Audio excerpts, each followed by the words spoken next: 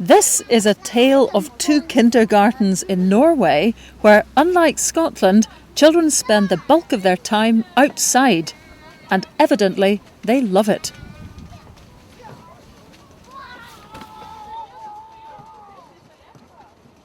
Each Norwegian child has the right to a kindergarten place from the age of 1, and now they have the right to a day a week outside too. This is a sight I don't think we'd see in Scotland somehow. We're at the Budin 4-H farm near Bøde in northern Norway, and the idea is to try and connect children with their natural environment. The kids here are from a school and from a kindergarten, and the kindergarten's been here all day. As you can see, there's snow. It's been snowing very heavily today. It's been -1, -2 at times. The kids are perfectly equipped for this weather. In fact, they're better equipped than most of the adults standing around here. And they've been out all day for 3 hours at a time playing in the snow. They take their lunch in a little house outside, and they spend the bulk of their time absolutely fascinated by the animals in this farm, which they're allowed to touch, feed, play with, and generally mess around with. Pigs, sheep, cows and hens, all part of a typical day for these children, who certainly know by the end of it that eggs come from hens.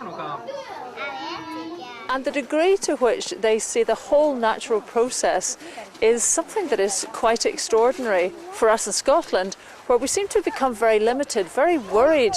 What if the kids picked up an infection? What if one of the animals bit them? What if? But what if children continue to be so completely divorced from their own natural surroundings? Is that not something we should worry about?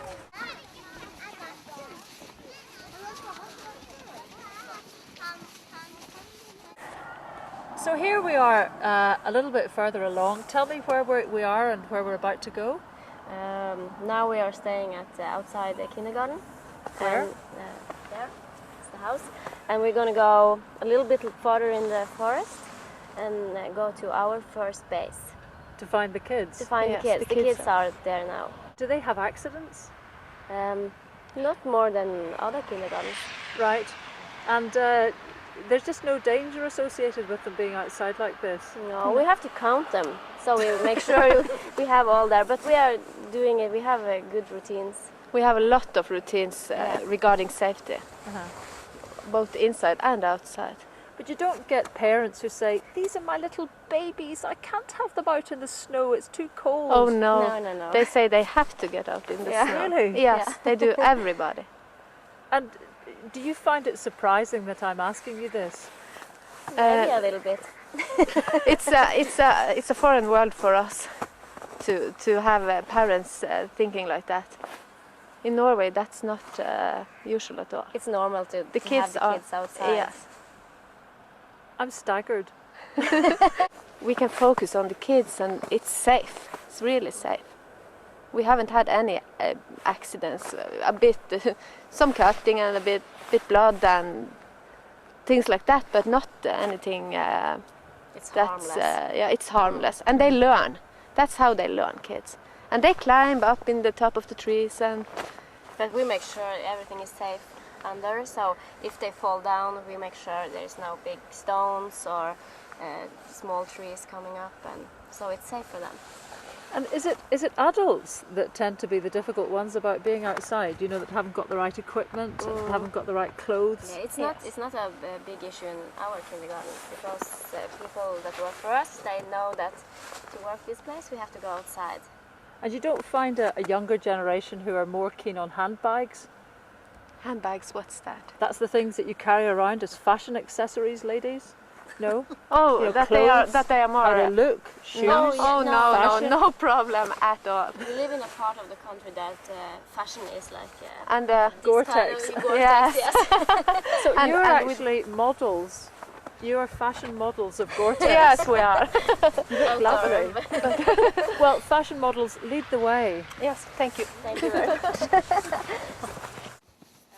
But waterproof clothing is no fashion accessory if you're outside all day. The Norwegians have a saying, there is no bad weather, only inappropriate clothing. And they're so right. Can you imagine then what it's like to live in a country that doesn't let children out practically at all? I really can't. I can't imagine that. What do you For imagine? kids, is what I'm thinking. Yes. And what do you imagine will happen to them as adults? I think they are losing a lot of learning, and especially when they are small, they are learning by first hand. Not that somebody is telling you what to learn, but that you have to experience it yourself. And here out in the nature, they really can do that. We have science outside. They can touch the bugs, they can dig holes, they can make weather stations, and they learn things by first hand. Really bird song, and they can smell the flowers and So one of our ground philosophies are that the foundation in small children are motorical skills. Sorry, are what? Motorical, to be able to learn to run, to climb. Motor skills then? yeah. Is it called that? Yes. Okay. Yeah. Yes, and that is the foundation. And when they have that on place, they can develop a lot easier than So without tell me, the I understand that the Scottish Minister for Children was here Yes. and was quite astonished to see the children using knives. Yes. He was. Was he? Yes, he was astonished, and he seemed to like it a lot. He really did. Were you surprised? He was surprised.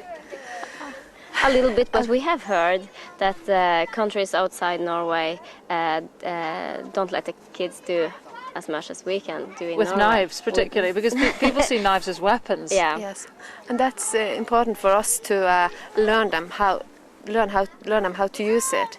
What a knife is what a for. knife, yeah. What you can use it for. And you don't have a big problem with knife crime here as a result of children using knives when they're No. 3? No, we don't at all.